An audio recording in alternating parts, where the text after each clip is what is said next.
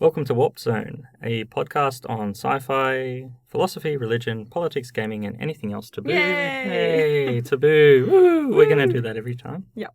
Yeah. I'm Ben Banasik. I'm Tara Smith. Welcome, episode 3 now. Episode 3. And we are recording here at Sydney University in one of the darkest rooms on campus. Yes, and we have a new microphone, so hopefully the sound quality has improved. It's a blue nano. Yeah. Which is good. And it seems like the testing has worked. Yeah, I think it's good. Mm-hmm. So our dulcet tones should come in loud and clear. I hope so, because each time Tom complains that it's not quite right, so hopefully he's happy. Are you happy, Tom? Are you happy now? Thomas O'Malley's like meowing at home in happiness. Yeah, he's happy. Yeah. All right. So today we are going to be looking at TempleOS, a new operating system that was created completely by one person. Mm-hmm. And we are also reading The Axolotl by Julio Cortázar. But before that, what have you been doing? Well, I went to Katoomba on the weekend. It was really bloody cold. Forget how cold the mountains are until I was there and basically froze to death. I'm glad I don't live there anymore. Did it rain when you were there, or was it just cold? It was just cold and windy and... Well, we were looking after 3 dogs, and all those 3 dogs wanted to sleep on the bed. And so basically, I tried to go to sleep with Tom, but the extra body, like, there wasn't room for me. So basically, I had to go, I went and slept on the couch. Oh. Yeah. So I just decided, because the dog was just walking around the bed, like kind of whimpering. So I had to leave. Yeah. So I needed a space. Felt bad. So I didn't sleep very well, but now we're back home, and that's been good. Met up with some friends, saw their landscaping. It was looking very good. They're doing it themselves. Mm-hmm. And yeah, I was telling my pigeon story. So I like pigeons. I actually really like pigeons. I think that they're wholesome birds. They just go about their business, little head bobs. I think they're kind of cool, you know. Yeah. So anyway, walking, I finished work. Tom came and met me, and we're going to go home. He was going to go up to Katoomba. This was on Friday. And I see these people kind of looking at something sort of on this where this tree is, and I have a look over and I see this pigeon, and I'm like, oh my god, what's that on its head? And I thought it had a perfectly shaped tiny little helmet, like someone had crafted a little helmet for the pigeon. It was so cute, and I was like, oh Tom, is that it's got a little helmet on? And he's like, no, that's its skull. So it had basically been degloved, but on its head, but still alive, because these birds are indestructible, right? Yeah.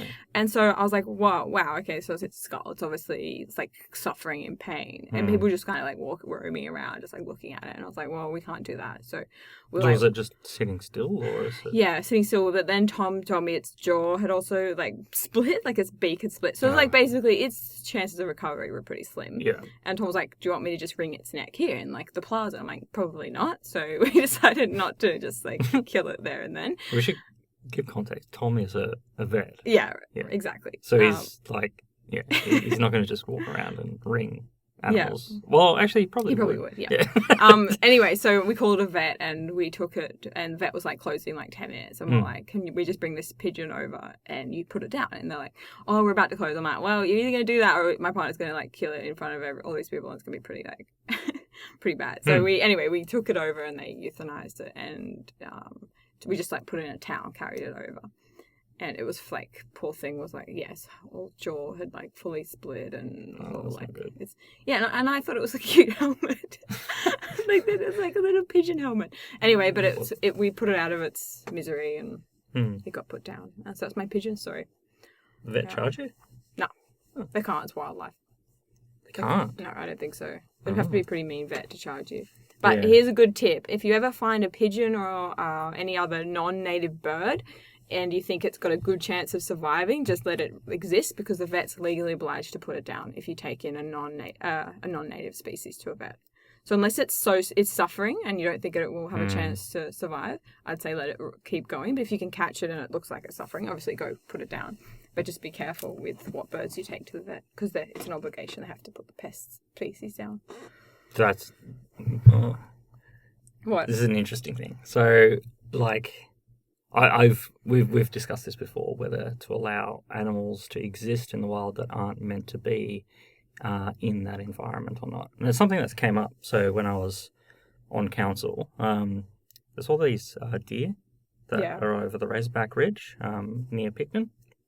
And they do actually all through the North Ward as well, so all through top of Oakdale, the Oaks, up until Blue Mountains National Park, and then they wrap around all the way down to Oberon. So these, herds of deer that just were brought here by our English settlers because they thought that it would be noble to hunt these animals in the wild.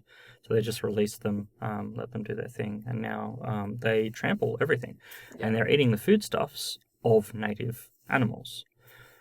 So when I was on council, I suggested there'd be a possibility to actually get some of the shooters clubs to get rid of those pest species and control it and do releases. Now that lots of people are up in uproar about this because you've got the anti-gun people because they're thinking I'm promoting shooting, which I wasn't. You have the naturists people, so people that think that all animals should be saved no matter what. Whereas I think sometimes you have to make a pragmatic approach to animal and wildlife and such. And then, so you have this dividing line of everyone that was unhappy with me. Couldn't please anybody. No, and that was, a good measure of my period on council, actually. But you think that the animals should be saved? No, I just think it's often complex issues. Often we don't know the best way to deal with it. And it's the same with the cats in the urban areas that I'm wanting to try and get some legislation around, promoting the trap, neuter, release program. I don't think it would work in like wildlife areas. I don't know what the solution is there, but I think in urban areas where there's cats, so there's like 3 types of cats. There's like domestic, then there's semi-domestic strays, and then there's feral. And so I think that there needs to be clear distinction between them because the ones that can live in the colonies and that they're semi-domesticated, they eat food that humans kind of leave, they're being fed or they're eating rubbish and stuff and they live close, are very different to the kind of feral cats that are like roaming the bushland killing birds. Like there's a distinction between the two. And so, I've read some papers that the amount of cats you would need to cull each year of those colonies is something like 50%.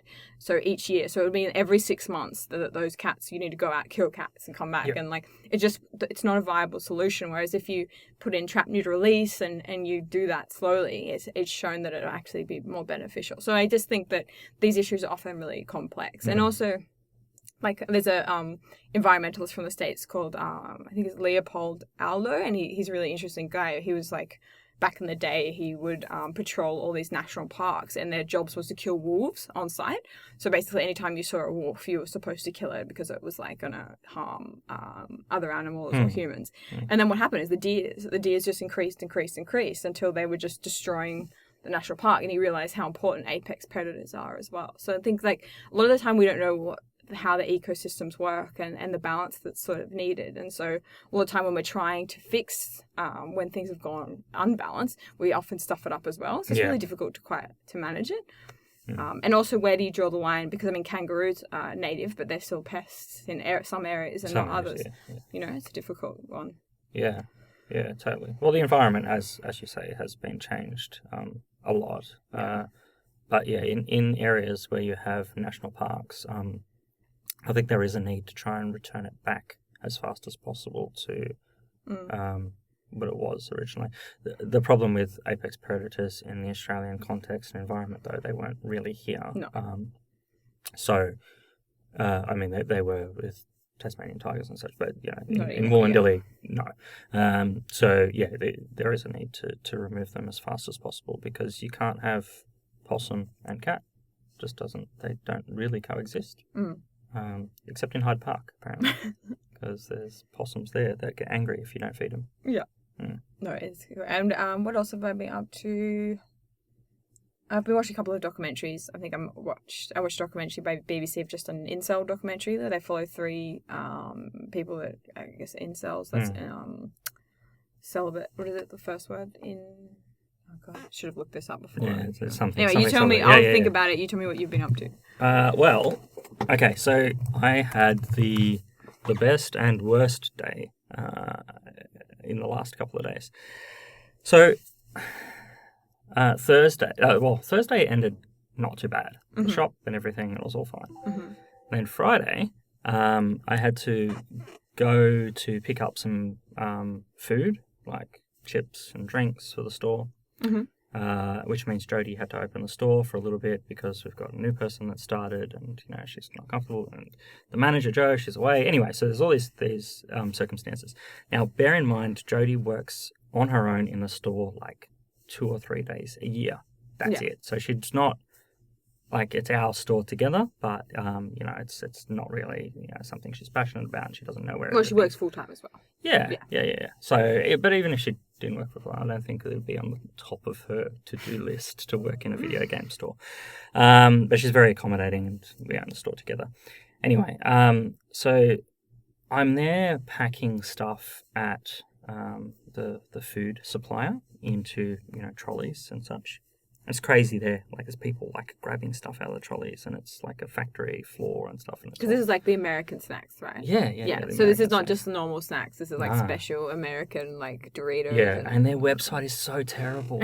It's so bad because I ask the staff to do orders all the time, and everything they order is always out of stock. So I just have to then drive to Strathfield and just pick up. So it's easier just to. Sometimes with business you just have to do that.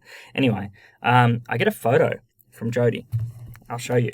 We'll do this live because I want your reaction. So Tara doesn't know any of this. I know. Ben's been keeping all these stories to So himself. this is like So I get this photo, which is of the front of my store, and if you look, it's not open.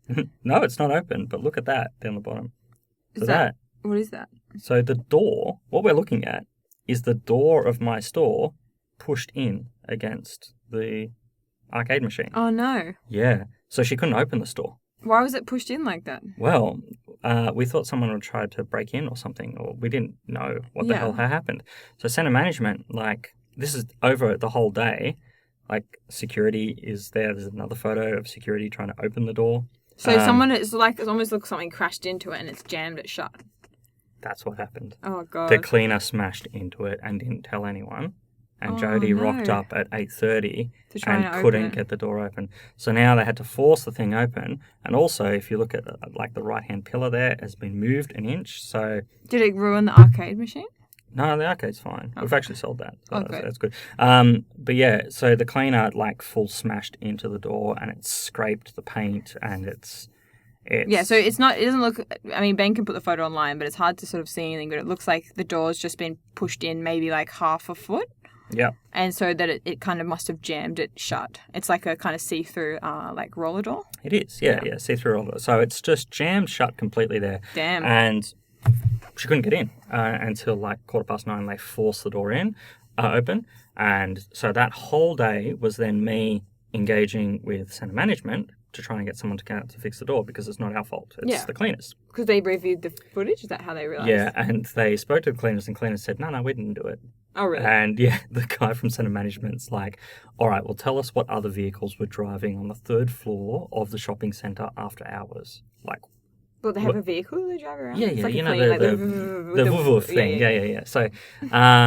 So then the cleaners admitted that they did it. That's so funny. Yeah. So they know that there's full footage, right? Yeah. That's so funny. I don't know. It wasn't me. Imposters. Yeah. Someone with a moustache. But yeah, so the cleaners have admitted, so they're going to fix the whole thing, right? Which is good. But that was really stressful. In the meantime, we had this order from my pop supplier, some pop culture supplier. And we've got one customer that comes in and buys basketball cards all the time. Oh, yeah. And we've done an order of all of the stock that the supplier has left of the basketball cards. Mm-hmm. So this is $2.5 grand worth of basketball cards. That's a lot of basketball cards. A lot. Yeah. And Star Trek lost the package. The box is gone. What do you mean? Where'd it go? They don't know. Are they going to pay you back? Well, that has to be claimed on insurance by our supplier. Oh, no. Is this the same person that stuffed you around with orders before? Yeah. Yeah, but really it's not their fault. But yeah, this is Star Trek. So Star Trek have said, they've lost it. Happens sometimes. They lost it at the warehouse, or they lost it posting? They don't know. They don't know. Well, they picked it up from warehouse, but it's somewhere lost between me and them. And they were asking questions like, oh, what does the box look like? I'm like, it's a cardboard box. It's got, icon on it. Oh, okay, cardboard. What colour cardboard? I'm like, cardboard, like brown cardboard. Yeah. Oh, okay. Can you explain what color?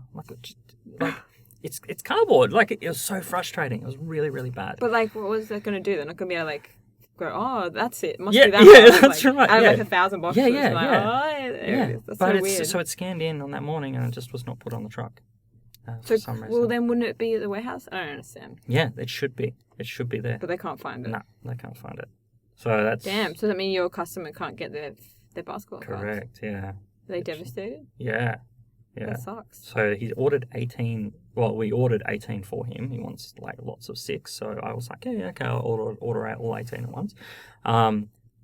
I just got off the phone to the supplier this morning, and they've got 1 box from 18. So it's not great. But, so weren't they all in the same box? All the cards? No. All of those ones that they sent us is lost, but the supplier has 1 leftover box that they can send me. Just 1. Wow. It's not. Can you good. get it through a different supplier? No. Really? Yeah, globally done. The basketball cards are done. 2018, 19, Panini. Yeah, they're done. Finished. All done. Wow, so it's been a shit week. That was shit. So Is there an upshot of this? yeah. We're getting to the positive Yeah. part So of the that was story. it was the worst day. Was that the same day? Yeah. So door broke, couldn't get in. Yeah. And now cleaners denying any Yeah, culpability. Yeah, and then the lost package Lost as package well. basketball cards. Yeah, so it was not a good day on Friday. So it was really, really bad. Yeah, just for the record, Ben's got some pretty bad history with all of the suppliers, right? Like heaps of stock goes missing, or they won't Delayed. give you stock because you owe them money. Yeah, or delayed, or then they get really antsy when it's the end of financial year. Like we order through one particular supplier, and she's like, "Oh yeah, but your bill's going to be due in 2 weeks. Can you pay that?" I'm like, "Well, it's due in 2 weeks. I can just pay it in 2 weeks." Yeah. And they're like, "Yeah, no, you'll have to pay it Pay it now." early. So and you can't do anything, like because they're the ones that send it. So Kind of stuck. it's real weird. Like, yeah, some of them, how they act is real strange. Anyway, The positive part. the positive, Monday, right? Mm-hmm. So on the weekend I had the kids, and that was really good. We went hunting dinosaurs, which is dinosaur exhibition at MacArthur Square. Mm-hmm. And then we went to Inflatable World, which, like the name says, everything's inflatable. Don't go thinking that there's those cool things that sit outside tyre factories that go up and down and wave their arms. No, there's They're not no there, so- wacky waving They're the inflatable arm best. men. Yeah, they are. No. And they bend down at the waves like, "Whee!" up again. No, but this is for kids. It's like a big jumping castles and stuff. And Those are for kids too, those tyre balloons. what are they going to do? Just look at it? Yeah, for they're a little so bit? good. Yeah. Tara is a fan of those. Yeah. So that weekend was quite okay. Mm-hmm. I then decided that I should sit down and set some records. So I broke 2 world records on the weekend. Woo! Yeah. So columns 2. I'm now. I thought you were having a break from columns. This is columns 2. Oh, sorry.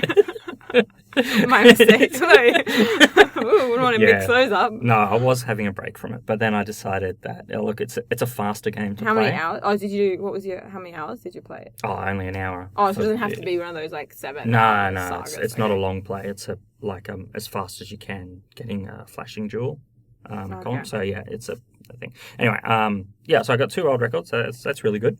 On the same game. What's the other record? One on the Sega Saturn and one on the original but arcade still the board, same which game. I've got it. Yeah, so I've got same game but different versions of it. And I set both of those records on the weekend, so that was great. You should be playing Tetris. I played Tetris a little bit as well. Yeah. Also played Tetris Effect and then went to original Tetris. And I can understand what you said last week that They're really there different. will, yeah. Worlds apart. The control method. And when you start getting used to the Tetris Effect, like I keep thinking holding- I could move them, like flip them right to the end, because in Tetris Effect you can move them and flip them right to the end. They but- don't lock in to that Exactly. bottom level. But in the old school Tetris, like what I'd find is they stick to each other really easily. So as soon as it goes even near it, it's like it's stuck, and then it's like That's right. Yeah, and then when you react to how it is stuck, you're topping out all the time. pretty much I'm either I'm going good or I'm dead. There's no in between. Like it's like you're getting lines and then suddenly it's game over. It's really hard to come back when you've made like one mistake. Yeah, you have to not concentrate on that mistake and just keep trying to play with your gameplay. Yeah, it's real hard. Because everyone, the Tetris Championship's coming up on Saturday. This Saturday, Woo! yeah. So I'm going to go There's for still qualifying. heaps of tickets left. There is. And we're a sponsor now.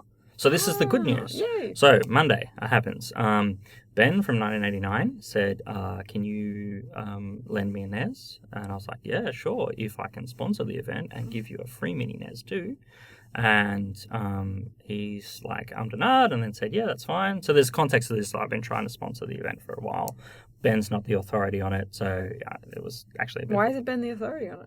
He's Is not it at running his it. shop? No, it's a CTWC event. Oh. Yeah, so because it's actually... So it's at Ben's, it's at 1989, but That's right. somebody else is running the event. It's a because sanctioned, special classic Tetris World Championship event. Right. So it needs to go through a thing. Anyway... It's very official. Yeah, very official. So I am now a sponsor of the That's so cool. So Australian... will your name be somewhere?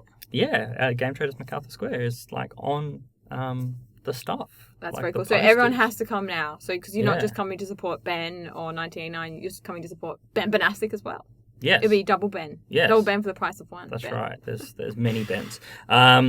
So that happened. Yeah. And then we had a really good day at the shop yesterday. There was... Is that where Rune did his magic? Mm-hmm, Sold yeah, some stock? he told his magic cards. And then we also sold the arcade machine at the front, which is a Street Fighter one, which means I'm getting a Mortal Kombat machine. Yay. I like getting... It's the same type of machine, really, but I like... I thought like you had a getting all sorts. pinball machine too, don't you? Yeah, that got renewed. Actually, last week, there's been change of it. So the Lord of the Rings, which Yeah. didn't have the sound on it and had stuffed up, we now have an original Star Wars machine. Oh, that's Yeah, cool. and it's a limited version, and it's got the Death Star, and you got to shoot the ball right up the end into the Death Star and blow it apart. Oh, that's cool. Yeah, Tom would it's like good. that. Yeah, it's really good. The sound on it's so good. So that happened, and then I've got news that I am entering into what is commonly sort of referred to as the Video Game Hall of Fame. Ooh, I have no idea what it is, but I'm so trying it's to a act it's impressed. a big thing. So Walter Day does these cards of video game personalities who give a lot to gaming and shoot above the norm. And there is a potential of me being presented one in Queensland in a couple of weeks. So, Really? Yeah. Who told you that? The guy that's getting the information together from... So Mark Bell's going to get one as well. Oh, so, really? Yeah. So will your face be on a card? So it's kind of like I've seen them do this for writers and stuff like that at events. They'll give them out like collector cards. Yeah, little but collector cards with the information on the back of it. That's so and stuff. exciting. Yeah. So how many people already have cards? he's up to... So he does it in series. So it says it's 3,000, but it's not. So it's the 30th series of cards. Yeah. And he does like lots of different cards, and he has a unique numbering system with them. Mm-hmm. So I don't know how many video game cards there are, but there's also reprints of cards as well. Yeah. But it will have a number of 3,000 and something. Wow, that's so famous. Yeah. I'll be in a list. That's really cool. But it would be really cool just to meet Walter Day, who's the owner of, or was the owner of Twin Galaxies. Mm-hmm. And he's got a really interesting story. So he got really interested in collecting information. So he filled his house with newspaper clippings and stuff. And then he was interested traveling around selling things about scores of arcade machines. So he opened up his own arcade. Then he calls Nintendo, as you do, and just said, "Oh, what's the world record of this score?" And Nintendo's like, "We don't keep those records. We don't know." And he's like, "Oh, okay." Hangs up the phone. And then half an hour later, he calls back. He's like, "Well, do you want me to keep the world records? I can be the global scoreboard." And they're like, "Okay, yeah, all right, we'll direct the calls to you. No worries." So then he calls all of the companies, since, Namco, all these different companies, and says, "Yeah, we're going to be the international scoreboard. Get people to call us." And that's how Twin Galaxies started. How did they know proof in the beginning? Like, how did they know They they were didn't. real? So he was just trusting people. And this is where a lot of the controversies come out, where a lot of those old scores, there's no proof to them at all. So they're being scrapped now. Because people can't even come close. It might be that it wasn't true, right? Yeah. Or they're like a savant genius that can get Well, some of them are physically not possible to actually achieve. So they've tested some of the boards to see if it's possible to get those scores, and some of them aren't. So if you're a champion at some of these old arcade games, then you should... How do you get in on...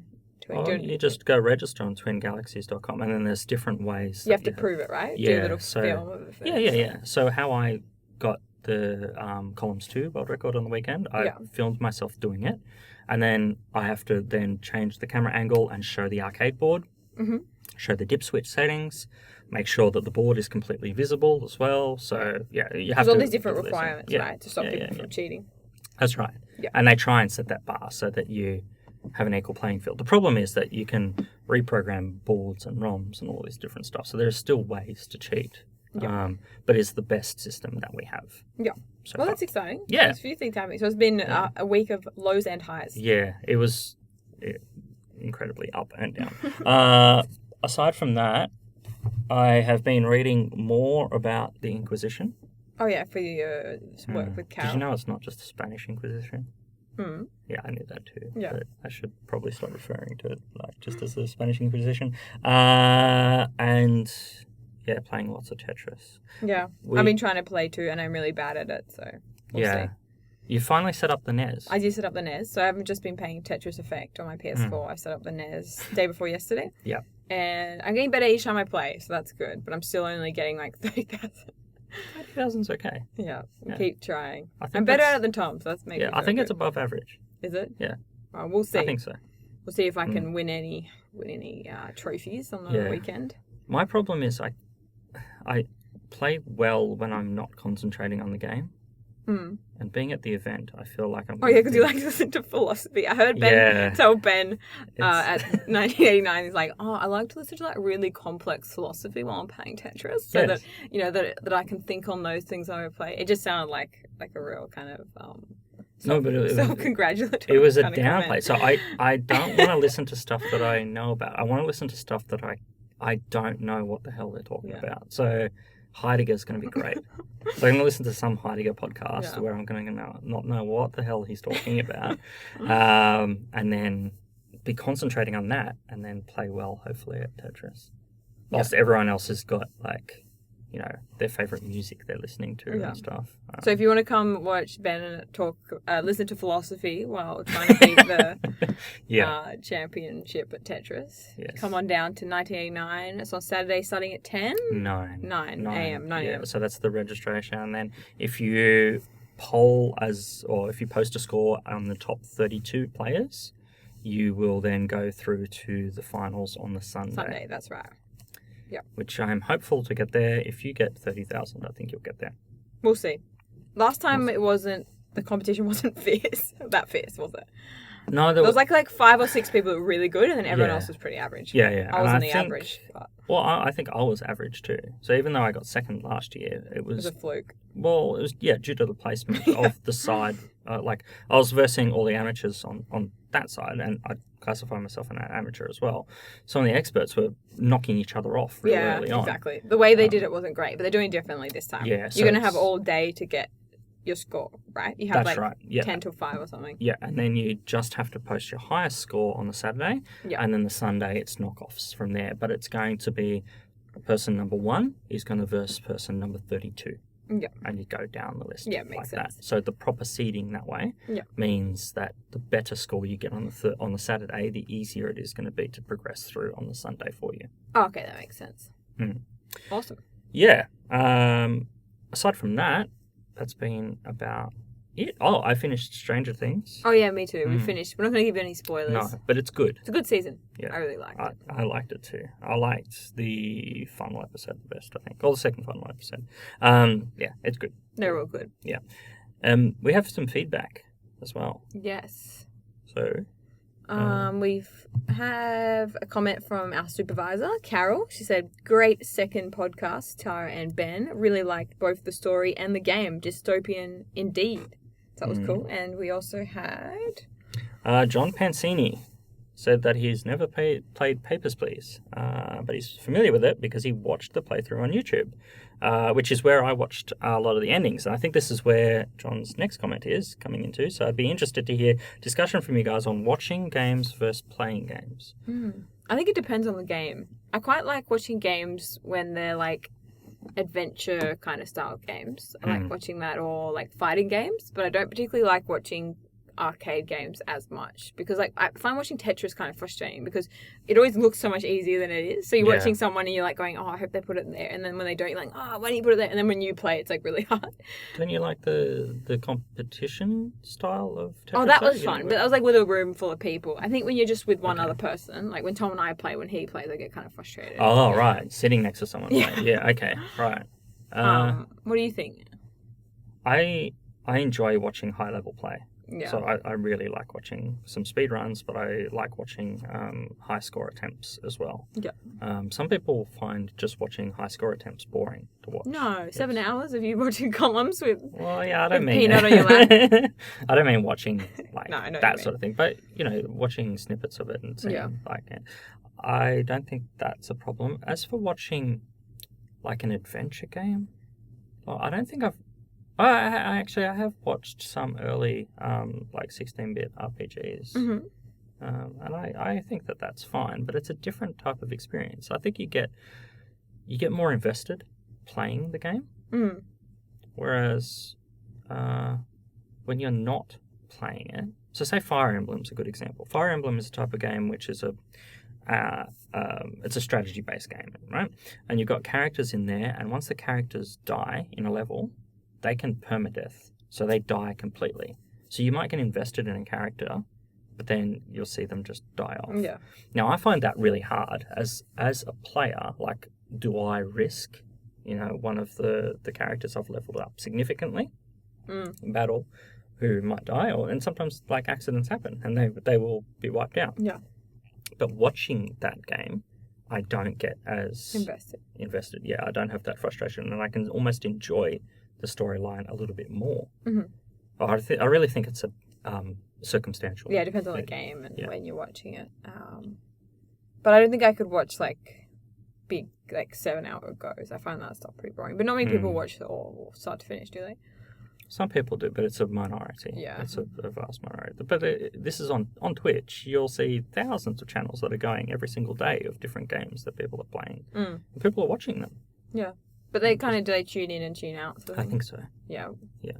It's not like, watching Lost or watching, Stranger Things, of people just sitting down and, I'm going to watch this episode. Yeah, that makes sense. All right, should we talk a little bit about, do you want to talk about Axolotl or do we want to talk about TempleOS first? I think we go for TempleOS. Yeah, because we've been talking about gaming and stuff. It makes sense to talk about TempleOS.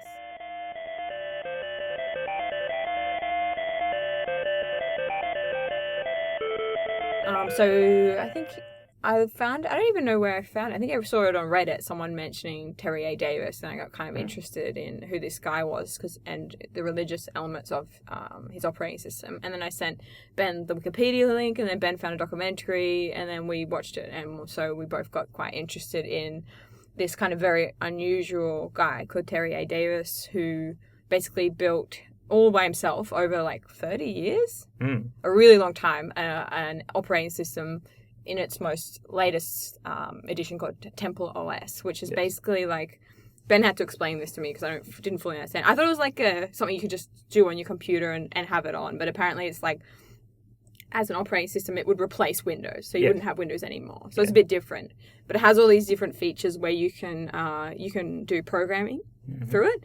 It has picture generations. It has games. It has songs that it plays, and it's all in what bit? 8-bit? Well, don't know what bit. This is the interesting thing. So it's a 64-bit based processing operating system, which means it's the same as anything that comes after Windows XP. Yeah. Now, it looks like Commodore or early IBM DOS operating systems. Commodore not being the car. No. I thought it was a metaphor. Did you? Yeah, like it's like a beat up Commodore. Like. No. No, Commodore is a company. So a company that released early computers. So I play on the Commodore 64 and Amiga. Yeah. And so it's like looks like those sort of graphics or very early DOS GUI operating system, but it's not really a GUI. So it doesn't. So a GUI is a graphical user interface where you've got the mouse or your index finger as the pointer, interfacing with the operating system itself. Yeah. This is a text-based operating system, but it's a menu text-based operating system. Yeah. So it's got multiple layers. The ingenious parts about it is that some of the processing power of the operating system actually sits with the CPU, so the central processing unit of the computer, that is not normally taken up by a regular operating system. So it actually runs faster because of that. That's interesting. But it does look very basic when you look at it. And this is a lot yes. of criticism he had by other people on the programming, like Reddit subforums and stuff, was that it never really updated. So over the years, it can't connect to the internet, right? That was a major issue. And also that the graphics and everything look pretty basic. Yeah, well, it can't even network. Yeah, it can't. So to go back to the connection thing, Yeah. there is no connection with the outside world or any other computers at all. No printers. Right. I guess people So you didn't can't- really understand even what he wanted you to do with it. Yes. And what its purpose correct, was. yeah. Yeah. And his argument was that it's fun, Yeah. and that's the way it is. He But says that a lot. I think it should just be fun. things should be fun. Things yeah. should be fun. Yeah, and I like elephants, and God likes elephants too. He likes elephants a lot. It's maybe we should play a little bit of his voice, and so you can hear how he he talks. actually Because he's a very charismatic and problematic figure. I think he's both. Yeah, this is a clip from his final video clip. So, well, it's good to be king. But maybe. I think maybe I'm just like a little bizarre little person who walks back and forth. Whatever, you know. But yeah, so he... That laugh always gets you. That like he's like chuckle. It's really quite spooky. I found him I felt very sorry for him as a person, and I also felt very like interested. Like he's very passionate about what he does. But basically, I guess I'll try and what I can remember from the documentary. So he has what's the mental illness that he has? Schizophrenia. Yeah. And quite severe. And he lives, for most of his life, he lived with his parents. Yeah. And he did work at some stage, but I don't think he kept his job for very long. No. So he was working, I don't know if it was for HP or something. I don't... Oh, no, it was not a 3D printer. It was, he was trying to sell... He made a 3D printer? Yeah. He like made an early 3D... before 3D printers were around, he made this massive big machine which would carve out based upon computer and he was trying to sell algorithms. it, right? And no one would want to buy it. It almost burnt down his house. So he had to sell it off and just get rid of it. Yeah, so he lives a pretty isolated existence, and he is like constantly either posting things online. This was back in the day. So he was either posting things on Reddit, on different programming ones, or there's another forum he was using. Oh, I can't remember the name, but like all these different programming groups, basically. and basically he would get banned because he would just be spruiking his own, advertising his own stuff over and over again. He would get into long arguments, and he argued with atheists a lot. So this is the other thing. He was very heavily Christian or religious. Yeah, religious. I'm not sure if it was Christian though. So he referred to himself as a Jew occasionally. Yeah. But he was anti-Semitic later Yes. as well. So It's very confusing. Yeah, he's very, very strange. He before all of this though, he released it in 2003, 2004. Starts talking about different iterations. He said that he started the project in 1993, and then resurrected it later in 2003. Released it. Before the religious stuff came about, he was claiming that CIA agents were like monitoring him all the time.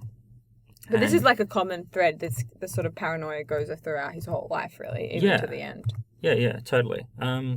His claim on the CIA was that they were in control of the Saudi king, and that he killed a CIA agent. Yes, in very the early 90s. on. Yeah. He refers back to it a couple of times as well. Yeah. And then he says that he starts communing with God. And I might share a quote that he did on an early forum.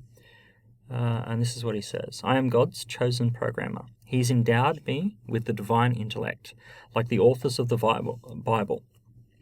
It has no code I did not write.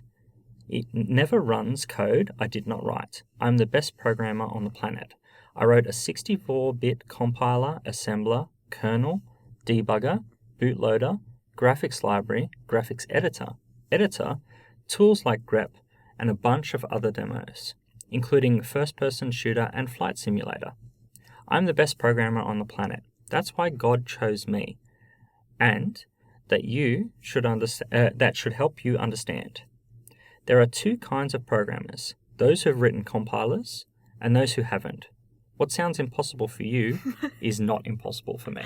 Yeah, I think that really nicely sums up his sort of attitude throughout. Like, because he's a pretty problematic. He's very racist, so he says the N word constantly, and there's a few clips he does where he's basically, well, in his future, like as he gets older, he has I don't know exactly what happens, but he has a fight with his dad, I think. And puts him in hospital. Well, the police were called, and he assaulted his father. And then he gets kicked out of home, basically. Yeah. And then just roams. He has a van, and he kind of keeps posting videos and roams around the country in his van for a while. Then he loses his van. But anyway, like there's this on the video Down the Rabbit Hole on Terry A. Davis on the TempleOS. He has this he has this fight with I can't even remember what I was saying. Do you remember that part where he starts having a fight with a person of colour? Oh, yeah. That was really weird. Yeah, he's sitting on the side of the road. Yeah. I found this problematic. I was really uncomfortable with this Same. part. Where he's just sitting there talking to the camera, and he turns to a guy that's just walking down the street and says, hey, N-word. Yeah. How are you? And the guy goes up to him and is like, What'd you say? What the hell? Yeah. Why did you say that? Yeah. And like they start having this fight. Yeah, it's horrible. It's real bizarre. He's very combative about sort of stuff. But what is kind of interesting is this. So he creates this thing called the Oracle, where you can basically you type in or you ask a question, and then it will do a number generator, and that number will link to biblical text. Yeah. Yeah, which is really kind of funny. But so that Oracle, the whole basis of it is to make an offering. Yeah. Yeah. So you have to draw a picture or something? Or... So you make a comic. Yeah. This is what he says. You make a comic, and then you exchange that comic for a melody. Yeah. And that melody, you then put words to that melody based upon the RNG. And then that will make a hymn. So it's mixing the words and the melody and together. And then that offering will be given and allow God to talk. Yeah. So it's trying to try and game basically two repositories plus an RNG generated music source into one thing in order to try and garnish a message from God. Yeah. Which is pretty interesting, actually. Yeah. Like it's He's worked it out. Like, it's very specific. Like, basically, if you do X, you should get X. Like, it should happen. Well, yeah. No, if I add X and Y, I will potentially get Z.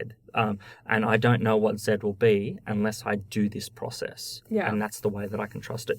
But he gets frustrated that sometimes he can't understand the messages. Yeah, exactly. And he has this really kind of like a personal relationship with God where he thinks he's like God's chosen programmer. He obviously thinks he's very important. But not only that, but he thinks that God's sort of playful and plays pranks on him. So there's this story where he says that he went to the shop with a booger in his nose. And he gets back, he's like, oh, God's playing a prank on me. Like, I can't believe I was so humiliated. And, he thinks that like God purposely did that and that God kind of plays tricks with him. And the other thing I thought was really moving is like his connection with his bird.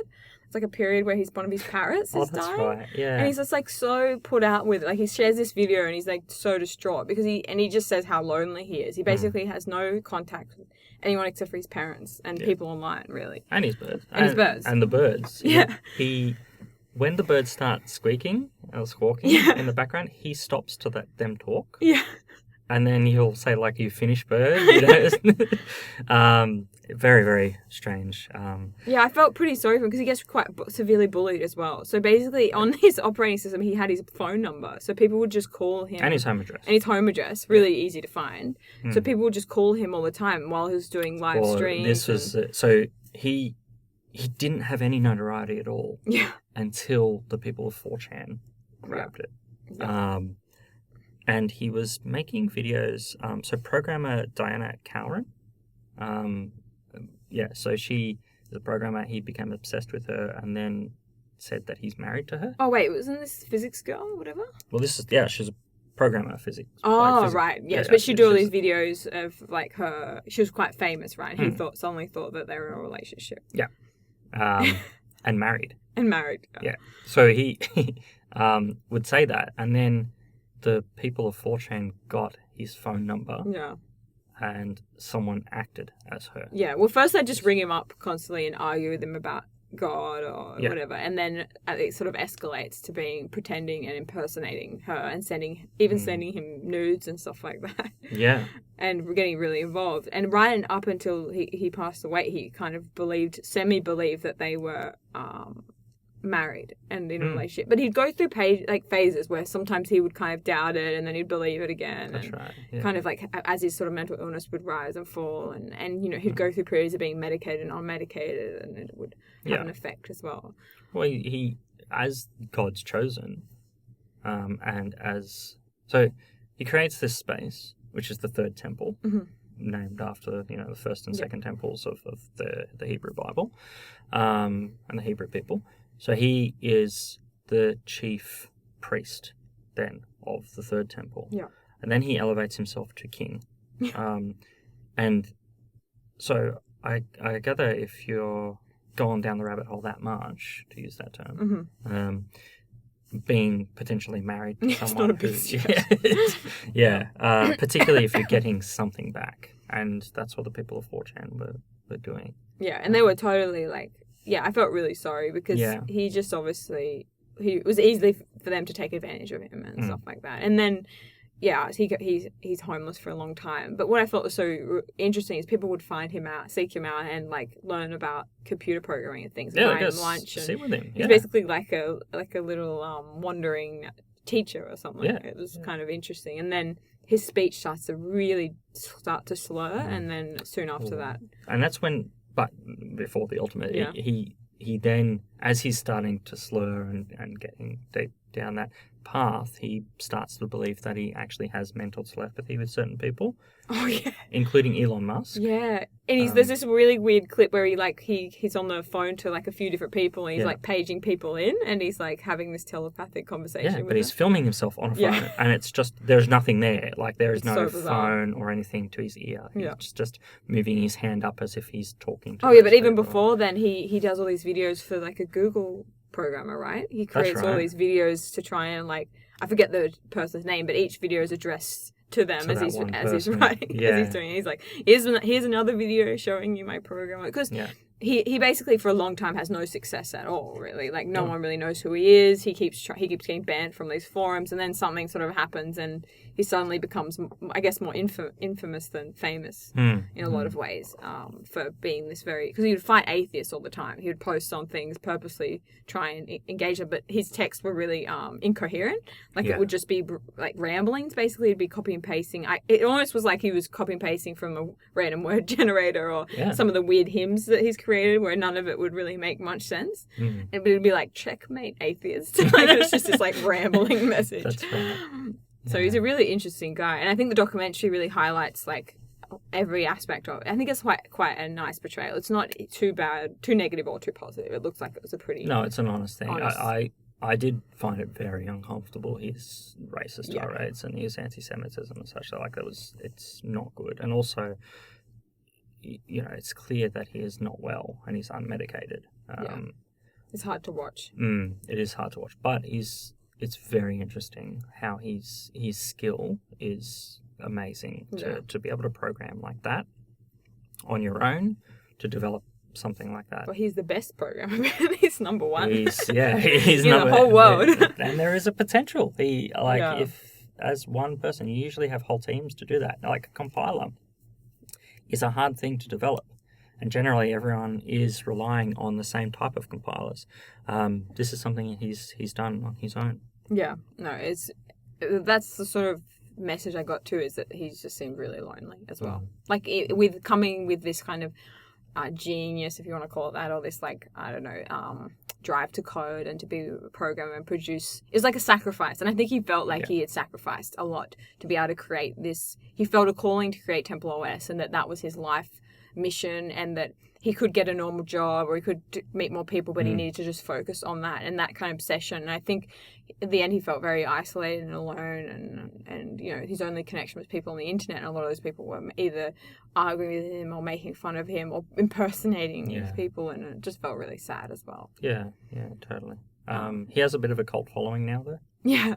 So people do recognise him. That's quite wonderful. I've noticed on a lot of the YouTube clips of his speeches, or even on the documentary, there's people like wishing him well in 16-bit heaven, and as God would actually want things to be, which is in 640 by 480 resolution, which is the small resolution that the operating system was based on, limited colours and such. So people offering him almost prayers. Atheists, these people are, and they admit so, but they just hope that he has some amount of peace. Because the sort of towards the end of his life, after he'd spent a lot of time roaming and being homeless without his car, he either passed away. I don't think they know exactly how he died, but it looked like he could have also committed suicide.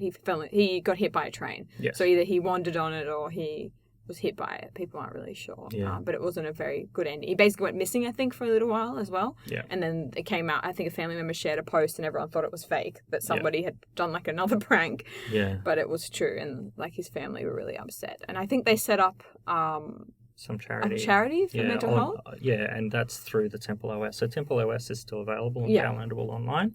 So you can still download it and install it on your computer, either by using Wine or something like that. Or you could, if you want a cheap computer, you just want to put that on there, you could actually install it. I've heard that the installer actually is real bad. Like, it's real hard actually to do. Yeah. But yeah, you can do that all, and then there's a charity on there. That's what the other thing I want to talk about is I watched this documentary last night called on Incels, which is involuntary celibates. So basically, I'm sure everyone's heard of it, of them. They're like started as an online community, very anti-women, and now it's kind of progressing to activism and violence outside of the internet sphere. And they reshare the videos, and all the people that have done, I forgot the gentleman's name who drove through, in America, he drove on the sidewalk and killed, I think, 4 women. He was aiming to kill a whole sorority. He was going to go in and murder all the women in a sorority, but he ended up on the way there, I think, killing women instead. But basically, he's totally idolized in the community, and there's all these songs and stuff that they've recreated. And then, so they interview people about it and be like, well, why did you create all these like videos, like sort of promoting this guy that did this horrible thing? Like, oh, it's just a joke, or it's just like, it's funny, and it's a really fine line between shit posting and taking the piss out of something and valorizing it, and where they draw that line is really kind of confusing. Yes. And there was a guy called Catfish Man. It's like, so it's weird. The thing with incels is there's such a wide range, so you could just basically say anyone that hasn't had sex for like 6 months. Generally, it's young American men that are pretty like lonely. So they interviewed 3 different guys, and one of them was this Catfish guy, who would set up a profile on Tinder of this pretty attractive guy, all these photos from found online, and meet them, and then be like, haha, it's me, like, you're a shallow, bitch, like, why'd you come here, and like harass these women. The women are like, well, you don't look like what I was expecting, like, and they leave, and he's like, haha, it's kind of like, this is why like he's so bitter and resentful because women have scorned him, that this is his way of payback. So he films these little videos, shares it on the online incel community, and they're all like, yeah, good job, buddy, because it's all about these like mini little acts of activism they can do to sort of like get back at women for spurning them. So some of them will do things like not purposefully, like a woman will try and get it through the door, not open it for them or something if she's stuck, and it's like, haha, like, you expected me to open the door for you. It's really petty shit. Wow. These people are very angry and resentful. But anyway, so there was this Catfish guy, and then there was another guy who seemed really nice that just wants to find a girlfriend, and maybe not like as traditionally attractive, had a quite feminine look, and like was perfectly nice, but he's still part of, like, considers himself incel. So there's a big range. There's sort of like people that just find some sort of sense of connection with all these other men, and some women, mostly men, that can't find partners and find dating really hard and blah blah blah. And then there's people like the Catfish guy who's just an absolute asshole, And they just dehumanize women. They obviously don't know many women, other than their mum, and they just use this sort of excuse to try and propagate all this hate. But what the documentary does, and I think it was BBC, quite recent documentary, is it just shows that does that violence that you see on like 4chan and 8chan and Reddit, does it propagate more violence? Does it make us desensitized to it so that it's a quicker step to be... And I'm not saying gaming necessarily creates violence, but these kind of videos and songs that they create to kind of mimic, like either pay out or support these killers that have murdered people, does that then bring them closer to going out and doing it? And they're really jumping that line really easily. And that's what's so scary, is because it's not just acts on Reddit saying, look at this bitch, and sharing photos. It's going out and finding women and purposely catfishing them or killing them. You know what I mean? And it's really scary how easily they've made that jump, and they feel a real sense of connection. It's really scary. Yeah. I don't know what the solution is. Well, this is the thing that you hear proponents of free speech saying that, well, it's your fault that you get offended by this and I should be able to say whatever I like. Yeah. Whereas I don't think that the original advocates for freedom and free speech, so whether you're talking in the American context of founding fathers or the people that did amendments and such, or people that are idolized throughout the wars and creating, world corporations or the UN or whatever, and statutes that actually followed thereafter. I don't think that they'd be propagating so that someone can sit there online and be a racist bastard. Yeah. Or a sexist bastard. Like I think that technology has changed and changed significantly, so that you had those discussions in private spaces previously, and even private spaces in a small public forum, social pub or something like that. But now you've got thousands of people engaging with these things. Yeah. And I think it's a problem. Yeah, I think there should be repercussions, and that should be that you can say what you want, but then you have to be prepared for the repercussions and the people not liking what you say. I mean, if you were in a pub and you just went up to someone and said, like, you're a fat bitch, and they punch you in the face, that's a repercussion, right? Because you're allowed to say what you want, but that person's also allowed to pull you up on it and say that was really rude, and you're not supposed to talk to people like that. But that level of accountability is no longer really in these forums, because no one's going on these incel forums and going, hey, guy, like, this isn't the way to treat women. Like, maybe they are, and they'll just get, like, downvoted or kicked out of the forum, or they get booted. So it's like... Or you get slammed even further. And this is the problem that you're seeing. You're seeing a vast amount of people that are the types of people that, to typify them into, or to portray them in a certain typology, rather, it is the people that, in extreme cases of violence, whether you get Holocaust or other sorts of perpetuated violence, they're the bystanders that do nothing at all. The law still hasn't caught up on these things. As much as we've got some protections from online bullying, it still hasn't. No, they just say it's a joke. Oh, it's irony. Oh, it's just a joke. I didn't mean it, And then it's like, well, there's some people that are taking this very seriously, and it should be taken seriously because it's so harmful. And if so maybe you haven't gone out and plowed down the street and killed those women, but you sharing a video where you're re-edited and it's like saying like, driving down the street, like, it's like you are engaging with that, but there's no repercussion. You can't even find these people. But like, how do you connect with this community and say, like, I don't know what the answer is. Like, and in the documentary, they're kind of like, oh, well, we need to find those people and give them help. And like, it's a game. Because they're having, a lot of them have mental health issues. Yeah, but it's a game for them. That's the thing. A lot of them don't have mental health issues. No. So this is, I like, the context I'm speaking from is someone who has been bullied online. Yeah. As a public figure, that happened to me. Some of the people that bullied me online were recipients of awards of service to their community, like ex-vets. Yeah. People that are seen as heroes in their community, then said in the next breath online in a closed, Facebook groups or forums, I saw him crossing the street with his son, next time I do, I'm going to speed up. Yeah. Like, it's not. That's horrible. It's terrible. It's a terrible thing to say. And those people don't have mental illness issues. It's real animalistic, isn't it? It's like they kind of like grab on. It's really horrible. And I became a product. This is what took me such a long time to understand, that the Ben Banasik of, the columns nerd, the guy that we all know and love. That people didn't know me. Yeah. And nor did they care. I became my name and my identity, my face itself, became a product for them to engage with in a way that they wanted to. And this is the same with Terry Davis and the same with these women. They're dehumanized. They become non-human. That's right. They are products. Yeah. And so it becomes an us and an other. And that other then, you can do whatever you like to because it is seen as fair game. And that's one of their calls, fortunately, early calls, that this is fair game now, or this person is marked as fair game. Yeah. The guy is Elliot Rodger. So he was the guy who did the Incel shootings.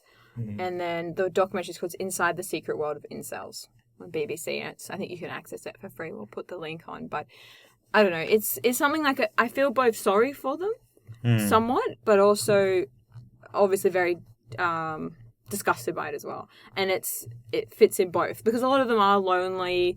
They don't know many women. They feel spurred by society, and they're like in this little bubble of self-hatred and self-loathing and everything. So there's that factor, and then there's the other factor is that they're just also really there's horrible aspects of it as well. I don't know. It's hard to even define. Mm-hmm. I don't know what the answer is, but I think we'll stop talking about incels and we'll talk about further this othering because I think it kind of moves in nicely with what is the other and with the story we've read at the moment. But before we go to that, I think we'll close off TempleOS with a remix version of the intro theme that we entered into this discussion with, that I stumbled across online, and I think that this is the best thing ever. It's amazing. So enjoy.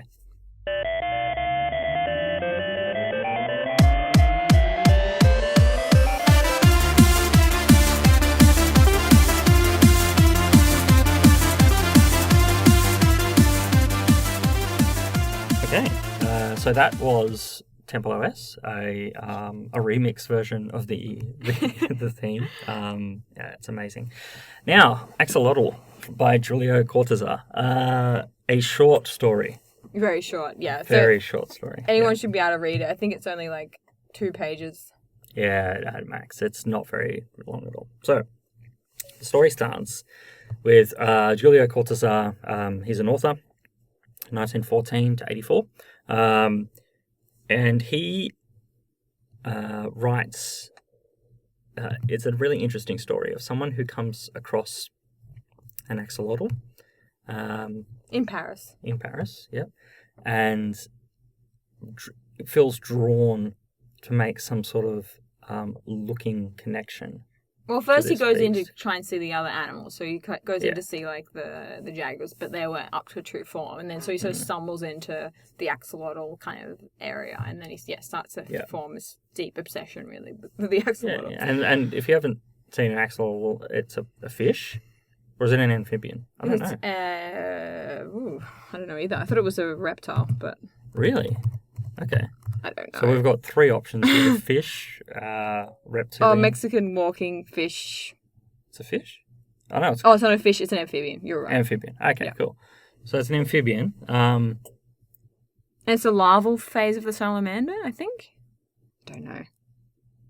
I know those are 3 words you just said. But Mexican walking fish, anyway. But they're weird looking. I'm sure people have seen them before. They're really kind of freaky looking animals.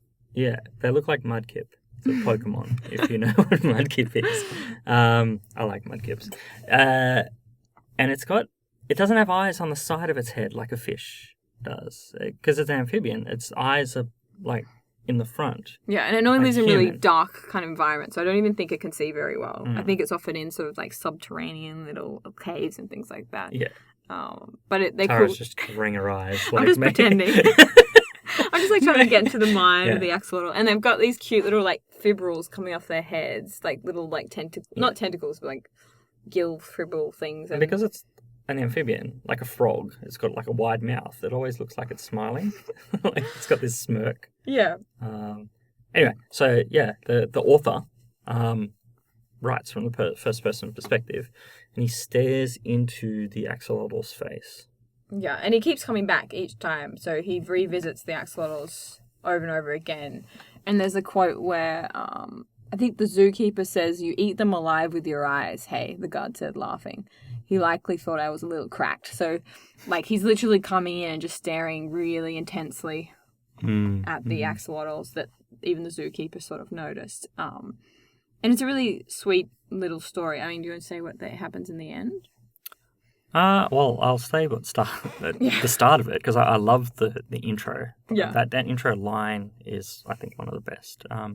So there was a time where I thought a great deal about axolotls. I went to see them in the aquarium at the Jardin des Betins and stayed for hours watching them, observing their immobility, their faint movements. Now I am an axolotl. Yeah, it's really cool. That's so good. So basically, through this obsession and watching the axolotls for such a long time, he realizes that he sort of sees his own reflection in the glass and then sort of, I guess, embodies an axolotl and ends up within the body of the axolotl. Yeah, he doesn't know where the axolotl starts or ends and where he starts or ends. It becomes this aspect of sameness. Yeah, and it sort of... So I read a kind of interesting little article about it, looking at the dialogue of gazes, called Dialogue of Gazes, Metamorphosis and Epiphany in Julio Cortázar's Axolotl. And it sort of talks about some of his other work, which he writes about Theseus and the Minotaur, and he in one of his plays called, I think, The Kings, he has this relationship. Oh, he sort of looks at the killing of the Minotaur of like killing nature and killing that sort of animalistic aspects of yourself. And he sort of brings in these same themes in Axolotl, where the axolotl represents both nature and something beyond nature. Something, because when he comes in, he could be connecting with nature through the monkey, and he talks about the monkey's features being similar. Could be connecting with the panther, could be connecting with the other animals, but he chooses the axolotl, and I think it's because it's so alien looking. It has no animalistic characters. You see a monkey and you can kind of see the evolutionary link, but with an axolotl they look so alien. And I think he forms a sort of almost different connection, and at the end he can't separate himself from the axolotl. The human face? No, I don't really read it as that. I mean, he says that it's sort of human-like, but this article says, the metaphysical truth espoused here is the axolotl's conclusion. If I think like a man, it's only because every axolotl thinks like a man inside his rosy stone semblance. Equations of identity are, of course, reversible. If axolotl equals man, then man equals axolotl, and the circle of being is complete. Yes. So there's no separation between man and axolotl. So it's this human face, this sameness. But also, I think it represents nature as well. I mean, that's how I interpreted it as well. Both that's interesting. The natural world as well. And because he writes a lot about the animalistic kind of nature. And the Minotaur, in the story of the Minotaur, I think at the end it sort of says, if you kill me, you kill like everything and you'll be isolated. So by killing trying to separate yourself from nature, you disconnect as well. So I think that's sort of how I interpret it. Yeah, no, I understand. So this is where the key is, and I read stories in a certain way. So Tara, through the week, you said to me, what the hell are we reading this for? What the hell am I going to talk about?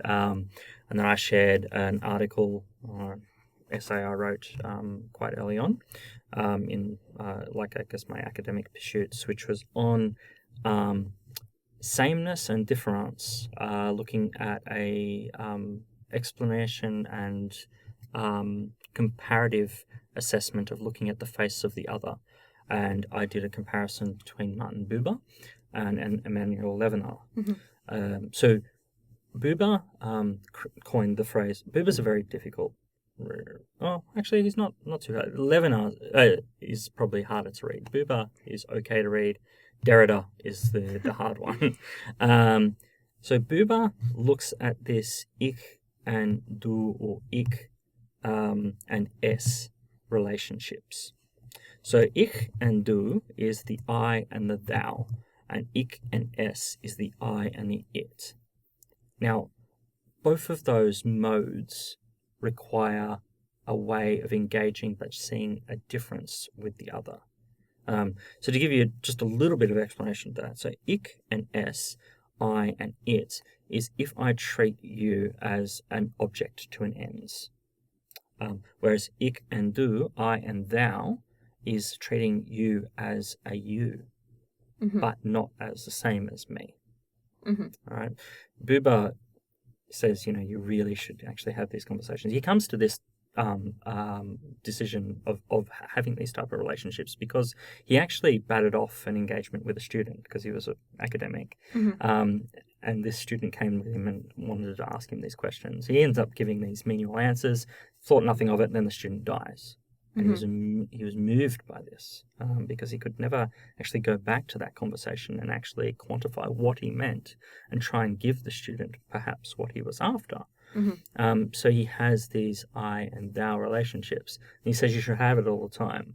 Buber would have been exhausting trying to, be behind in the queue of going to the supermarket because he probably would have said, what's really going on with you, today, actually engaging with the checkout person, like really getting into it. Now, Levinas is looking at the relationship of the other as a matter of sameness. So I should see myself in you.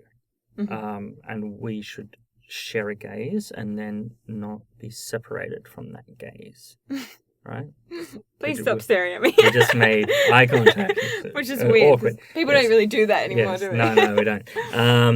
And yeah, we record this podcast not facing each other at all. So it's this aspect of we are shared in this experience, and it's this matter of sameness. And then you have Derrida, who takes both of those aspects and coins the phrase difference, and that's he's purposely saying difference weird.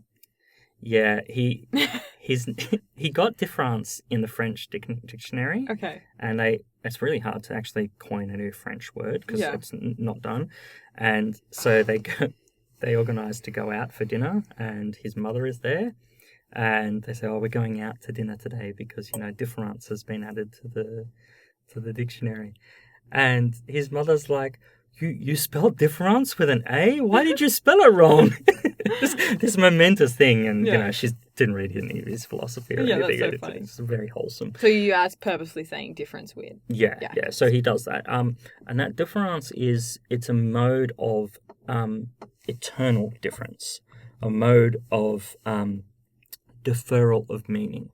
So what that means is, if I define tree, and I say, okay, the word tree means that it's made up of branches and leaves and wood and all of these things. Wait, hang on. Is this going to somehow link to that, apathetic kind of like... A little bit. Yeah, we're going down there. Continue. Yeah, so you've got the tree, and the tree is based upon wood and leaves and it's indescribable. Branches. I think I know where you're going. So then what is wood? Wood is based upon, whatever was been defined. It's a material which floats, okay? Yeah. And then, but what is float? Okay, float means sitting on a body of water. Well, what is water? So all of these things, these words actually are only given meanings which are almost that thing. Yeah. So tree is made up term as all of these different things. Now, if I engage with the world with the assumption of things as matters of actuality, I'm not actually representing what the world is fully representative as. So you mean that they're indescribable, that you can't use words to describe it, like God? Yes, like God and like the Axolotl here in Julio Cortázar. So I read this as a philosophical text, and I'm interested to hear how you thought of it in the what did you say then? Connection to nature. Yeah, naturistic, which is still like reading into it into another level and another reading. So you're still reading it as almost a philosophical text. Yeah, well, I think, I don't know. I like the story and I like the connection to nature and animals because obviously that's, for me, what I also am connected with, and the fact that he couldn't tell the difference between the two in the end because... I mean, you look into the eyes of any animal, and I feel like you think that they know things or that they're sentient, and then there's a connection with that. But it's also so different to our sentience. But you think that they can hear you and talk and listen, but they're quite removed. And I think the axolotl's like that as well. And I guess I found that kind of interesting, and that it's like a paradox because Axolotl both knows everything but can't speak. Yes. So it's like this, whereas we can speak but don't know anything. And I Yes. think there was that parallel between the two as well. It's like it's something almost divine, and I think that's sort of what he looks at. And then he starts to lose interest, right? And that's when, well, somebody comes and visits. It's sort of like a weird mirroring. We don't know whether he's left and stopped looking at the axolotls or he's definitely become one of the axolotls. I didn't fully understand where it ended, but I kind of liked that connection to nature, and especially reading some of his other interests with looking at the Minotaur, and I thought that's sort of maybe where he was kind of going with it. But other people have read it and just look at just the fascination aspect. So look at fascination and how it's about the gaze and being held by the gaze of the axolotl and being like transfixed through certain images or artwork, and how he as an artist creates this level of like asphyxiation with the process. So I think there's multiple ways you can read it. I don't think it's like black or white. No, definitely not. But the story definitely does unlock other ways to read. Yeah, definitely. And yeah, I think that I think this is a good entry point to engaging with a fictional tale or a short story, and then seeing different levels or different aspects, like almost peeling away an onion. There's different ways to interpret it. We're all coming from a different experience, obviously, so we can bring in other thinkers to it as well. But how you said, just as a side note, when you said you don't understand what the axolotl is thinking because it's looking, Derrida mentions that when he was naked in front of his cat, going to the shower, and the cat's just staring at him. Like he just gets shaken by this thing. Like, why is this cat? Yeah, what is it thinking? And I think we've had that, like as animal owners, like you have these things. Like I woke up yesterday. I was exhausted from the weekend and stuff, and then. So I tried to have a sleep in yesterday, which is unusual for me. And I got woken up at 8 o'clock in the morning because Pitta, one of the cats, had climbed up into the top of Jody's side of the cupboard.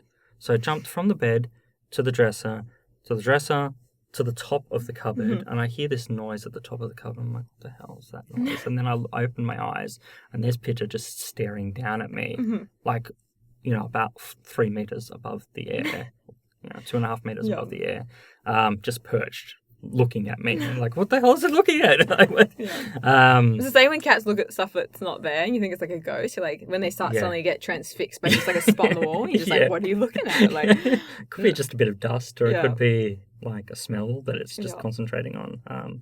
But just in connecting with people, I find it weird. Like when you get on public transport, I'm always like looking around and seeing, and so many people, like you can't even really meet anybody's gaze anymore because everyone's looking down, either reading or, and I'm often the same, but on their iPhone or something. But like we lose so many connections, I think, with people like every day, and I think that's really sad. I think that creates a sense of isolation or like loneliness. Because I get so much joy, you get a lot of joy from sharing small little micro moments with people, even if it's just passing, like somebody opens the door and you go, oh, thanks for that. That's like a tiny little moment where you've just connected very briefly to that person. And so when you're talking about all these different ways of understanding the other, and I think that those moments, it's kind of sad that those get lost, and I miss those connections, because I think if you didn't have many people in your life and you were catching those trains and buses and stuff, and you don't get any of those, like older people, like I always try and help old people either on the bus or off the bus, and they sit with me and I try and have a chat when I can with them, because it's just like that's sometimes maybe their only trip outside the house,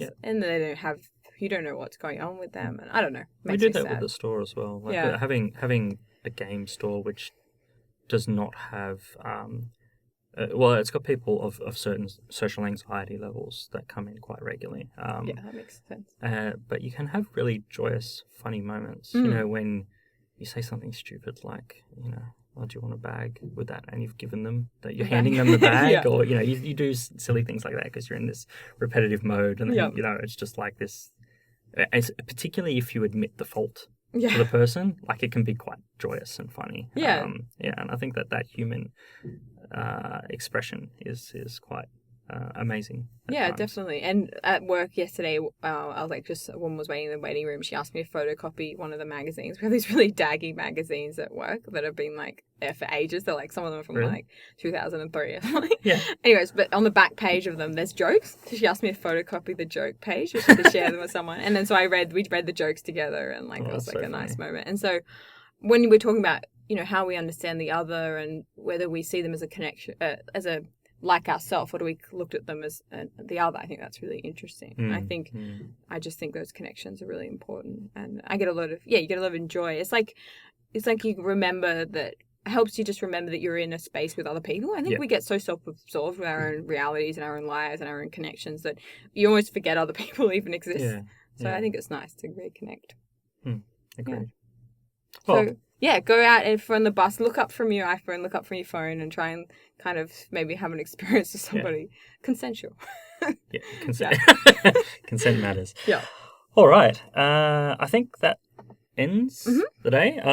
Well, thank you for joining us. Next week, we are going to be looking at one of my favorite games of all time, which is Journey by That Game Company. Yep. That's the name of the company. Yep. Which is kind of cool. Genova Chen is the main creator of Journey. And we have... Oh, I've played it on PlayStation 3 and 4, so it doesn't really matter what you play. And if you can't find, if you don't want to get the game, you can always watch this. I'm sure there's heaps of YouTube videos on about it. You get like a little taste of what the game. Tara's going to play it this week. Yeah, I haven't played it yet. So. And if you play on PlayStation 4, there's a potential you can play together. Ooh, I might be playing with you. We might share voice tones, music tones. Well, the single notes. Single note. Yeah. Yes. And we also, what are we reading? We're reading The Call of Cthulhu. Not very pronounced. Cthulhu. Yeah, by H.P. Lovecraft. So we'll send a link to that. I think you can access it online, so I'm going to read that. Yeah, there's many places. You could even, I've been studious and I'm a little bit ahead. There is audio books for free to download. It will take you about an hour and a half to read the entire thing, and it's an awesome thing. Cool. But yeah, until next week. Yep, thanks guys. Bye. Bye.